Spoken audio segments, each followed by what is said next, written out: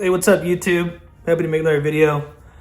Name's Tyler Boone, singer-songwriter, recording artist. Got a lot of streams, a lot of views. I own Boone's Bourbon, Boone's Beer. It's a label that me and my dad have been growing for 8 years. Still out here hustling, working it.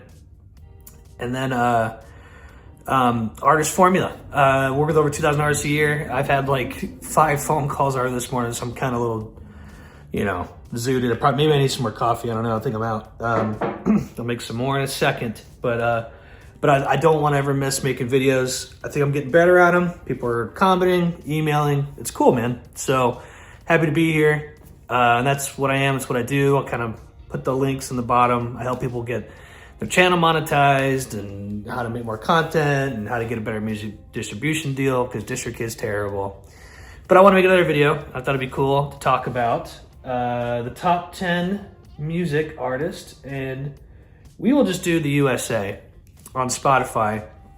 And people, I think, could feel defeated if their music's not similar to something to them, or why am I not getting bigger? Well, there's a big reason how these charts get influenced.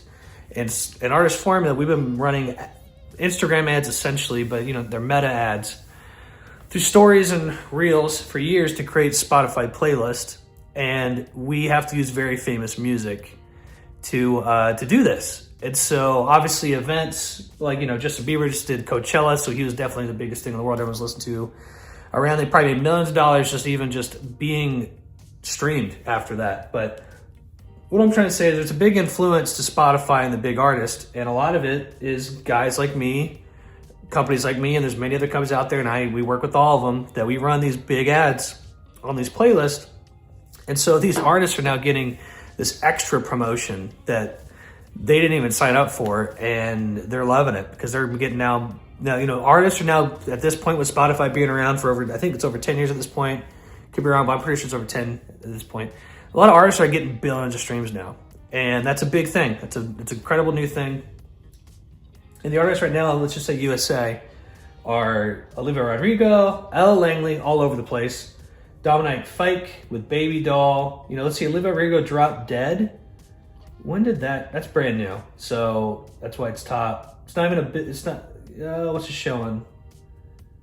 Yeah, it only shows a different how many streams in a week.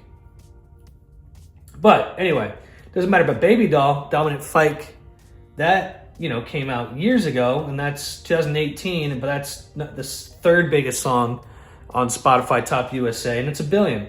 So it also just shows you it doesn't have to always be the newest song, right? Olivia Rodrigo's #1. They're probably pushing the heck out of it. But Ella Langley's got a couple in here, right? But Choosing Texas is definitely a big hit. It's not even 1 billion yet. But we also got Noah Cohen, which he's always killing it. The guy puts out a lot of records. Michael Jackson's in the top because there's that movie, right? So that's an event. Justin Bieber's up there. Olivia Dean. Mr. Brightside, The Killers. If you didn't know this, Mr. Brightside, The Killers, I think it's one of the only singles where it's been in the top 40 for 2 decades or something. Because, dude, you go to any bar, every band's covering it. It's in every restaurant. Mr. Brightside's never left the charts. Morgan Wallen, more Michael Jackson, Whiskey Myers, those guys are great. Goes to show you don't have to be the biggest popular band to be so successful. I mean, they're popular, but they're not like a pop band. But those guys absolutely kill it. And of course, you're gonna see Bad Bunny and Ordinary, Alex Warren. Bruno Mars is always up there. Katy Perry, she's one of the biggest streamed artists in the world.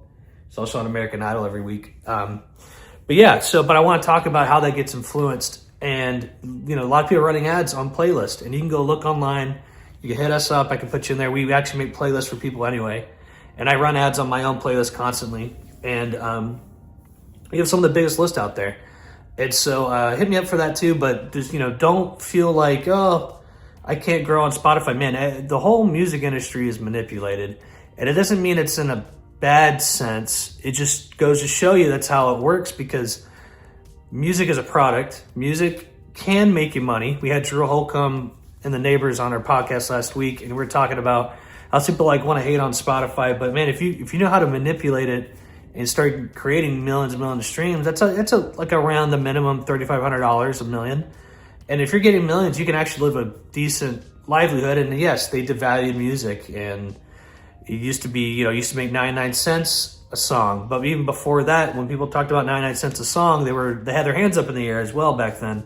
So, I sell records, and it's just, they've changed it time after time after time, and it changes quickly, consistently. But anyway, I just want to say is when you see these top charts, people, they hire us all the time. Hey man, here's $2,000, go make this song 150,000 streams, real streams with ads, right? And that's where a lot of the price points come from, is because of how much do we need to spend. And so I also put another video down here. There's this great guy, I can't remember his name, man, but he's awesome. He makes these great videos of how to make playlists, and you could do it. You do it through Business Manager, and there's AI programs now to make the ad perfect. Back in the day, we used to have to sit there and take the ad and look at the data the next day, and I had so much time back then. And you could edit it and then make it better. Now we got AI where the ads can be perfect every time. And so anyway, all I'm just trying to say is, with these charts out there and songs coming huge out of nowhere, it's a strategy, and it's essentially radio, because it goes straight to your phone and anyone can have it. And so, but am I impressed by these top 10s? Well, some of them make sense because, of events like Michael Jackson and all that, and Dominic Fike, Baby Doll, that song's huge.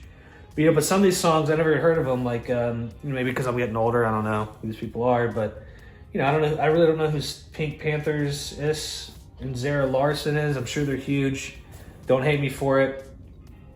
But, there's a lot of artists you see that literally come out of nowhere, and Dexter and the Moonrocks, they're great, but that band kind of came out of nowhere too. And I just kind of want to put out there that there's labels hire people, or they know how to do it themselves internally, to run ads, to manipulate everything, and everything about ads. And everyone's like, run ads. But if you do it strategically, you can do it. And the way that I guess, want to kind of paint a picture for you is the way that you do it is you make a playlist. Let's say you call it Soft Pop Hits, which I have one that's over 60,000 followers. We name it very, officially, right? Where it's going to have keywords. We wrote indie rock, hot country, best songs, best rock songs, classic rock, yacht rock, very big popular genres, etc., right? And then littered in the playlist, there's nothing but famous songs. And so you want songs that are half a bill to a billion streams. You would use for even for a pop list, because it's technically pop, you could use Blink-182, All the Small Things, which is a billion stream song now. And you put songs like that, and then every 2-3 songs, you put an artist like you and me in there, and then you keep going, famous song, client, right? And so essentially it becomes like a radio station, but people are going to go through it, and they're going to listen to it. And so if you ever go out there and do playlisting with somebody, and they get you on a playlist, and it's very fast, and you look at the playlist, there's not a lot of famous music on it, it's a red flag, it's automatically a bot. And there's a great tool you can use called artist.tools. You can drop stuff in there. It's a free tool unless you know if anything's botted. And so anyway, that's the method behind it. And if you have, if you have even $500 a month, which I know that's a lot of money for an artist, but if you have that budget, or you got a team, man, in 1 year, if you run that consistently for 12 months, you will have a playlist where it's so powerful. Your music will just grow on its own, right? And I've been doing this for so long. I have 20 million on Spotify, I got 100 million on YouTube. I just got my first million on Pandora. I use stations for that. And I should probably make a video about that too eventually. But yeah, top 10 USA, is it good? Well, I like these bands. But, how'd they get there? It's through playlisting, and they all do it. And it's not a bad thing. It's just how the industry works, and, we're listening to it. So hit me up. I can give you more information about Spotify playlisting, how you do it, music distribution, all that good stuff. Even artist.tools, put a link in there of how to check if something's botted. So anyway, I hope this made sense. I kind of went off from the top 10 list to how to make playlists, but that's how they're doing it. They're making playlists, and we do it all the time. So, all right, peace.